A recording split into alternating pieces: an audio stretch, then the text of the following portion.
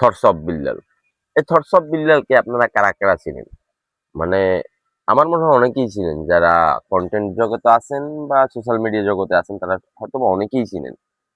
আসলে আমার এই থটস অফ বিল্লালকে একটা টাইম অনেক খারাপ লাগতো, মানে বাজে একটা লোক লাগতো। বাট এখন যখন বুঝি আসলে থটস অফ বিল্লাল কি, মানে থটস অফ বিল্লাল এমন একটা লোক যে কিভাবে টাকা ইনকাম করতে হয়, টাকা ইনকামের যে ক্রাক যে জিনিসটা ওইটা, মানে আমি ভালো মতো কথা বলতে পারি না আসলে। বাট তারপর আমি আমার মানে নিজে যতটুকু বুঝতে পারছি বা এখন বুঝি, আমি আগে বুঝতাম না যে থটস অফ বিল্লাল কি। আমি মনে করতাম একটা ভাওতাবাজ, মানুষের টাকা মেরে খায়। বাট এখন বুঝতে পারি থটস অফ বিল্লাল কি, বা এখন আস্তে আস্তে বুঝতেছি থটস অফ বিল্লাল কি।